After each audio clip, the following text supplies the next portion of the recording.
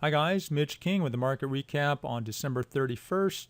Want to say Happy New Year early to you. Here's the Dow 30, up slightly today. The bias is still very bullish. 2 more trading days in this year. Looks like we're not going to get much selling until probably next week, where the mutual fund managers and pension managers tend to rebalance their portfolio. There's still a lot of skepticism on the sidelines, so that tells me a lot of people and a lot of money still could come into the market. Here's the daily chart on Vision China, the short I posted to you this weekend, and it went down to under 22, rebounded up to 26.55. Very typical for a stock of this type of pattern, what I call a bull short. Probably more downside, but it's best to close here and not expect too much more.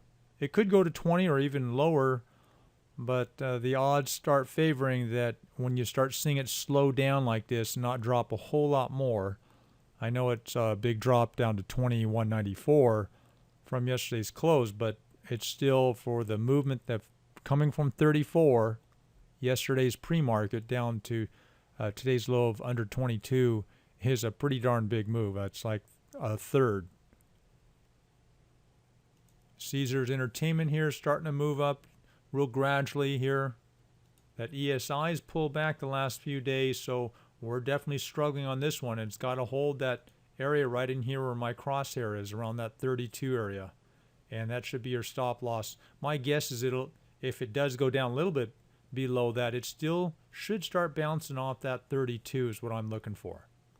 WCG is starting to move up nicely. Getting a little correction here in RRD, so consider selling for you shorter term traders. Expedia is still moving up nicely. I'm expecting Netflix to bounce off from this little 2 or 3 day pullback here. DGX is still having a tough time.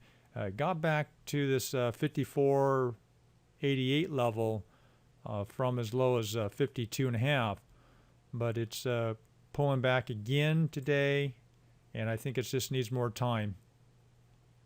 But keep a stop on this if it drops to a new low below this crosshair day, and that low here was around 52.50.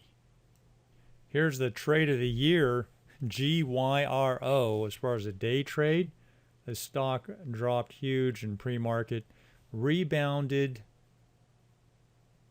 from about 5:22 in the morning Pacific time from the $6 level. Got a buy signal here, and this is a sell signal at 13.87, and that was about a 45-minute trade on the long side, and that's phenomenal move. I mean, with the stock drop from around $60, GYRO.